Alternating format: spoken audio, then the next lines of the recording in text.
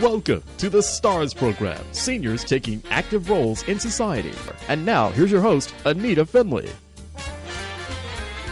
I would like to introduce you to someone you've heard before. Her name is Melissa PINI, and she is our yoga expert. And we really love having her write for us and then be on the radio, because it seems like I used to think this is just for women who are, housewives who are doing yoga or whatever. Now, so many men are going to yoga. So, welcome to our show, Melissa, and I want to talk about that. Thank you so much for having me, and hello to all your listeners as well. Right. Melissa's calling in from Michigan, where I know it's cold, isn't it? It's quite cold. I think we hit about 32 today. 32? Oh, no, you poor thing. Well, I know that you like the snow. That you did say, but I don't think 32, and that's just... Now it's only November and it's 32. I hate to think what's going to happen in December and January. It does get quite cold, but it's probably not as beautiful as where you're living. South Florida, right? It's all like in your perspective. So I kind of just look at it like that, and you get what you get. Well, you're so positive you wouldn't care about anything. So like that. So let's get into this yoga. So my question was, when you first started doing yoga, were there many men in the practice? It's funny. When I started the actual asana part of it, I mean, every time I would go to a studio or, start to practice the practice that way, there were mostly women in the practice. But over time, I think men are starting to realize that that's where it originated. It was actually a practice that was developed for men. And, the women weren't allowed to do yoga to begin with. So I think we've branched out so much, and now it kind of has been reversed in the sense that, it's all relative to where you go. But there were, I would say, even in my classes that I teach, it is predominantly women. But, men enjoy the practice as well, and it's all relative, I think. So when you said that it was men, is that because didn't this really start in India? It's in India, and from my knowledge on it, it's that it was a practice that was, done by men and for men, and for the young boys that would be quite wild in school. They wanted to have a way to kind of tune them in and allow for them to feel more settled when they'd go to school. And so they would practice their asana before they would go to class, and it would center them and ground them. And it helps with the mindfulness, and just it's gotten so much broader and traveled into so many different areas since. Yeah, I know, and you've told me all about this, and I, of course, see your beautiful studio, and you are attracting very different people. So why don't you talk about when you find someone, I guess they're a little nervous. They come in and they say, well, I heard all about yoga and I wonder what it is and what am I supposed to do? And how do you explain all this to them? Well, the first thing I always do, I do hear that quite a bit. People are nervous because they don't know what to expect. And it's just acknowledging, that we're all different and it's a practice for everyone. So regardless of, your gender, your ethnicity, your beliefs, we can all come together as one in a group and, still be there for the same reason, which is to find that peace and to hopefully feel better in the mind and the body. And it's just taking that whole, that fear out of it, letting people know that, we're all there, we're all, the same in ways. And that's why we say namaste in yoga, because it's acknowledging that, I see the same light in you that you see in me, and we're all there together for community and to practice this healing modality to feel better. So before people were doing yoga, what did they do to get themselves calm? Wasn't there transcendental meditation? There were lots of other things, weren't there? Wasn't there? I believe so, yeah. There were lots of different modalities that people used, I'm sure. When I started the practice, I actually started with mindfulness and meditation. That was kind of my niche when I first started. And, having done that since I was a child, it stuck with me because it's the one thing that you always have with you. So, you may not be able to, break out and asana in the middle of your day. I mean, unless you're, lucky enough to have that opportunity, but everyone can always come to the meditation aspect of the practice to be able to notice the breath and to just calm themselves internally with that breath. And then the meditation, it doesn't really require anything else. It's just you and yourself and just sitting there and, acknowledging things that might come up that you're feeling and, being okay with that. And I was thinking, because I know that your husband, Lord, teaches young children in elementary school, and of course they do have nap time, don't they? Or is that just for even younger kids? Isn't there a time when they have to, not recess where they go outside, but is there a time where they just have to lie down and be quiet? I'm not in the grade that my husband teaches, so they're a little bit older. They don't do, like nap time. And in fact, I don't even think they do that with like the little ones anymore. Really? But no, but I'm pretty sure, just from other teachers that I know as well, that they do, give them what they call a brain break. And I worked as a substitute teacher for quite a long time, and, we would do that with the kids where, you just give them those few minutes just to recenter themselves. And I think it's so important for children to know how to breathe, and it should be an added part of the curriculum, in my opinion, to help kids set up for their journey in life. Kids have a long way to go, and if they start young with learning how to just breathe and to just pause and to notice when they're feeling maybe stressed or whatever's going on, just to have that opportunity to calm and to know how and what to do. Yes, and so I remember that when the spinning occurred, spinning on the bikes, people, spinning. Right, they get into that, and that's not calming, but what it did is I think it put them in a different plane. Yeah, it's still the whole mind-body connection. So I agree with that completely. I mean, just connecting to the body, and that's really important for longevity and just wellness and health in general. So I could definitely see how something like spinning would be meditative in ways. Right. Because it takes your mind off of something, doesn't it? That's the whole point. And I know when I'm on my computer and I'm very intense and I'm doing everything, and everyone says, well, you should just get up and walk away from it for every, half an hour and do that. And I usually don't, but I could see where that would be very helpful. Then if I would include some yoga points or some yoga stretches, that would really be good, wouldn't it? Absolutely. I'm a big proponent of that. I mean, anyone that does a lot of office work or, they're doing a lot of work, to just take the break for 5 seconds. I mean, even to just give your eyes a rest, they say that, you should kind of look up every, so often just to give your eyes a break from, the blue light and all that. And absolutely doing, some stretching just to get yourself back in alignment. And I feel like it kind of helps the work come out better. Yeah, I'm sure it does. And I know that you've been pretty intense in getting your master's degree and doing a lot of studying. Do you do what you say that we should do yourself? Do you get up and do that? I do.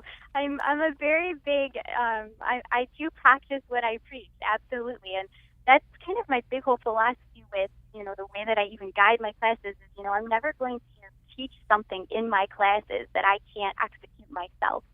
Because I think it's very important for my students to know that I know how to keep them safe in the practice and, to do things with proper alignment. And, it's important to follow through with what you say and do what you're suggesting or offering that other people do. And I absolutely take my breaks and, I get up and stretch and, just give myself a breather just to refocus when I'm doing a lot of work at the computer. So do you have like a timer in your brain that says, okay, I have to get up now? I kind of start to feel it after a while. I mean, if I'm sitting there for, so much time, I can start to feel it in my back and my neck. And I try to get up and move before I start to feel those awakenings. But, I always share that, listen to your body when it speaks before it starts to scream, because once you've reached that point when your body is yelling at you, then you've kind of ventured into unsafe territory, I think. So can people do yoga anywhere? So let's say they're at home and they could do it on their kitchen floor. They could do it outside. I mean, not everyone goes to the beach to do this because not everybody has a beach or a park. So Right. yoga can really be done. Can it be done on your bed? For sure.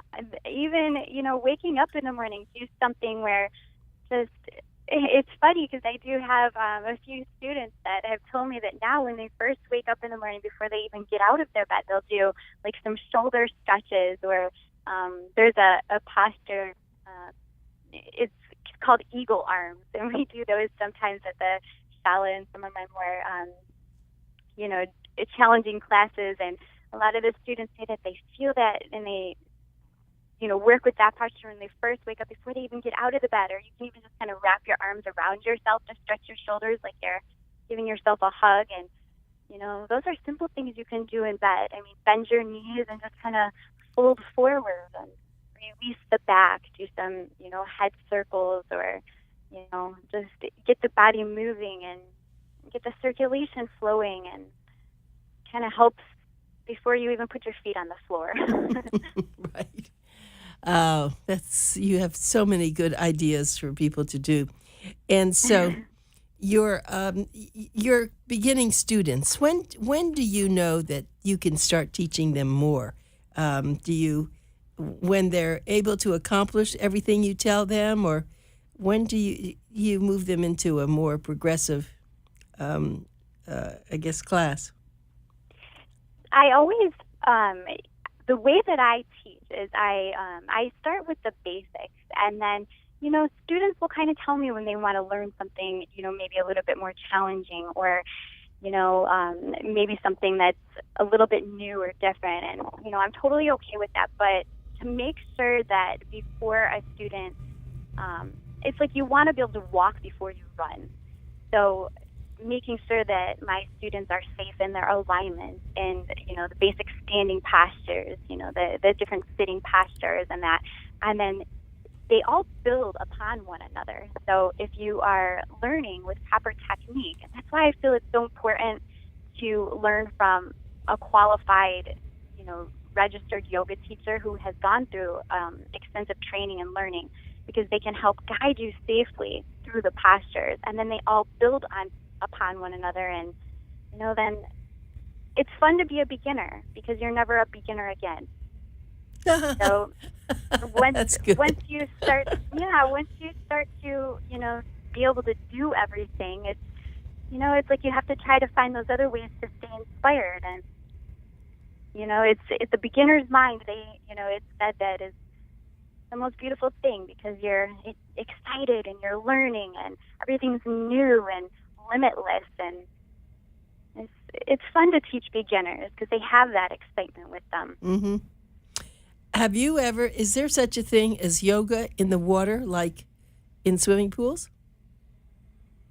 Oh, I know some physical therapists that have incorporated different yoga in the pool. So that way you're not, it's less, it's less taxing on the joints in the body when you're in the water. So to do these different movements in the water, it's good for those who have like arthritis and, maybe different musculoskeletal type issues going on. And from what I've heard, it's a great thing to do in the water. So in a pool, in the beach, just allowing the body to just kind of use gravity and just kind of float, and then add the movement. Yeah, I was thinking about that because I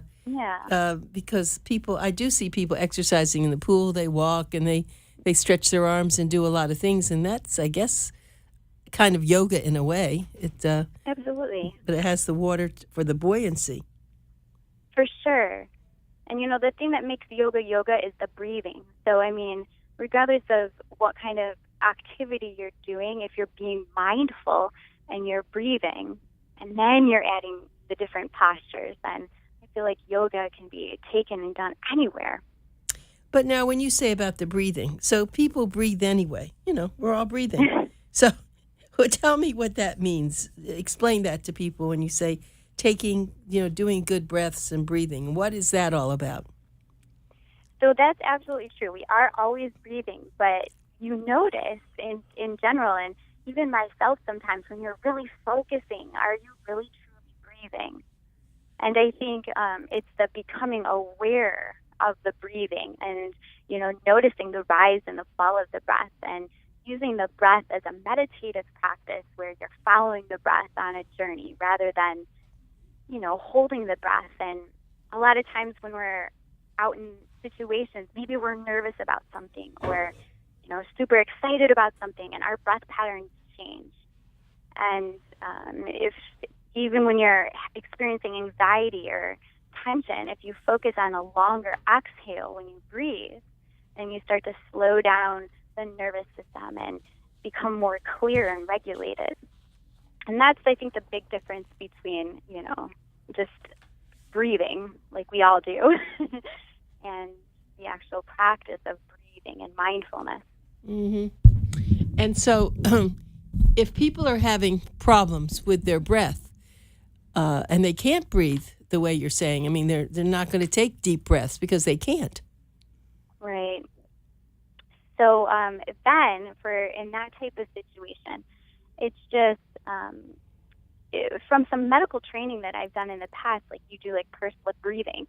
So just slowly start to allow the breath to just, draw in and out and just breathing very easily and gently. And you can even think about just breathing slowly in through the nose and then slowly breathing out through the mouth.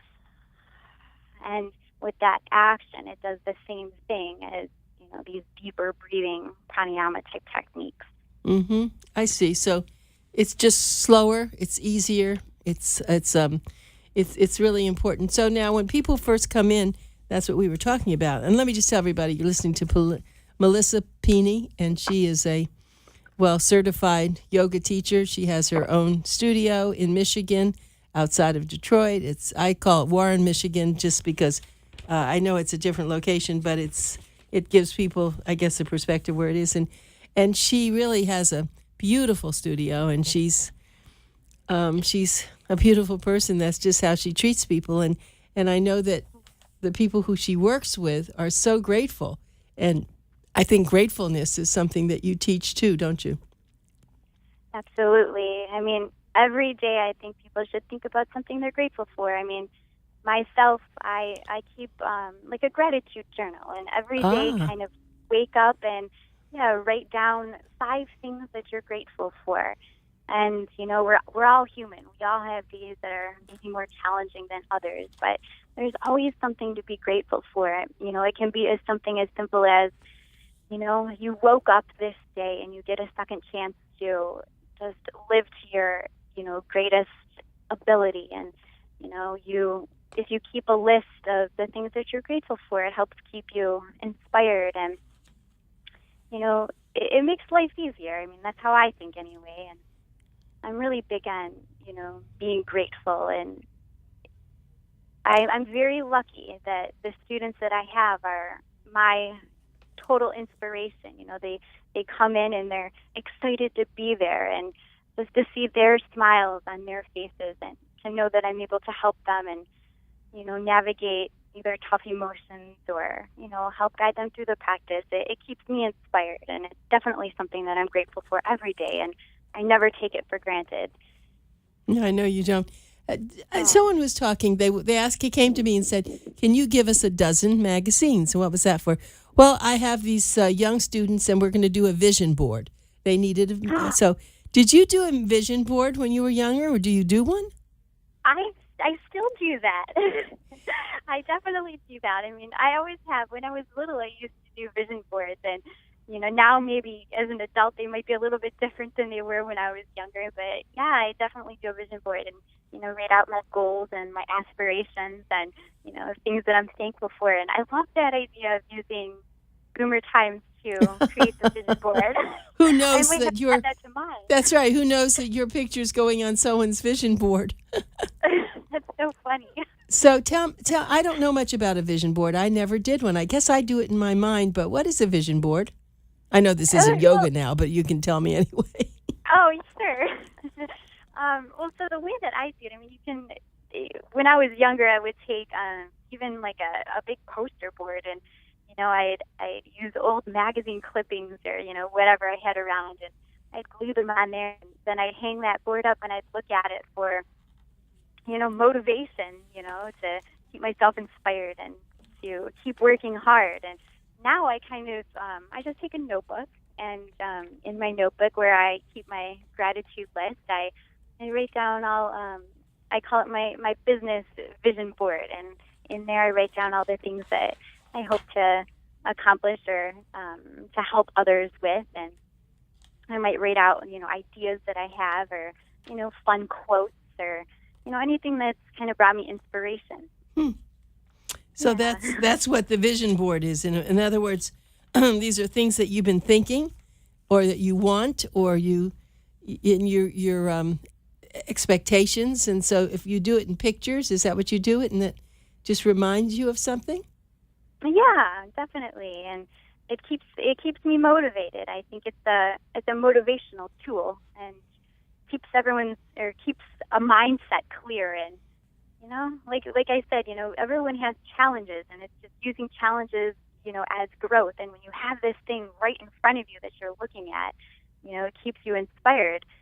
I'll even suggest sometimes to my students, and I've done this myself as well, where take a sticky note and then just write something positive on this sticky note and stick it on your bathroom mirror. Or, right. Give yourself, I'm big on, I tell my students all the time, give yourself a compliment and mean it and know that you deserve it. And, if you have this sticky note, just something simple as, you are great, or whatever it is you want to use, it's right there. And you look at it every morning, and, it keeps you in the game and keeps your mindset clear and, ready to tackle the day. Right. Okay, I see that. So that's, it was funny. I knew I was going to ask you that, but I didn't know I was going to do it on here. So probably someone who's a beginning student could do a vision board of what they expect to do in yoga and the different, I don't know how they'll get the pictures of that. I guess they could get a book of yoga, then they'd have to cut it up, or they could copy it and then put it up there and show the various positions that they want to get to, right? Sure, absolutely. I mean, I even think about when I was learning that Ashtanga sequencing. Ashtanga is a type of yoga practice, and I would have this was long before they had these smartphones, but I would take just like a printout of the primary series, and I'd put it on my mat when I was learning, and then if I wasn't with a teacher, then I'd be at home practicing, and it's just a way to kind of keep myself active in the practice, and it's right there in front of you. You can learn. I see. That's interesting. So you didn't know I was going to talk to you about vision boards today? No, I did not. Well, I didn't know either, because someone told me about it, and I said, "Oh, I'm sure that Alyssa knows all about vision boards." Well, let's just, I guess, before we end this, I wanted to ask you. So, when the weather is cold like this, people come to your studio and it's warm, and they have to get their clothes off. People don't do yoga with clothes on, do they? I mean, they have like shirt sleeves, but they're not wrapped really well, right? Because you keep a warm studio. Well, I do keep it warm, but everyone is fully clothed in the sense that it does change during the seasons if someone's wearing maybe shorts or yoga pants or whatever. But I don't teach hot yoga, so the temperature is warm, but it's never at an unhealthy level of heat, I would say. Mm-hmm. At least not in my studio. But yeah, during the winter times, winter is actually really good here in Michigan, because you can't, unlike Florida, where you have the beautiful weather, you can go walking outside. There's not much to do here when it's like 20 degrees. So I feel like a lot of people too, the practices do increase a lot more in the studio spaces, when it's colder. Yes, I think that is probably true. So the people who've now been coming to your, in the ages, what do the ages run, the people who've been coming to your studio about? I have children, so I do teach kids yoga also. So I have little ones that are 8 and up. No kidding. Because of my background working with kids and my certification, being elementary, with my degree in that, I work with kids 8 and up. And then my oldest client that I have that practices, our oldest yogi, I believe she's like 86. Huh. So, wide variety of ages, and age is only a number. So, right. I look at some of my older clients, and they're hardcore rock stars. They're very dedicated, hardcore, strong yogis. That's good. You're good. Well, Melissa, again, I think it's been so nice talking with you, and we will continue this. And I got your wonderful article on the text neck, which I was so excited about because we know we talked about that before. But thank you very much, and I know I'll be talking to you. And so just keep everybody mindfulness and get your vision boards, right? Absolutely. Go for it. Right. Thank you, Melissa. Thank you so much. All right. You too. Bye.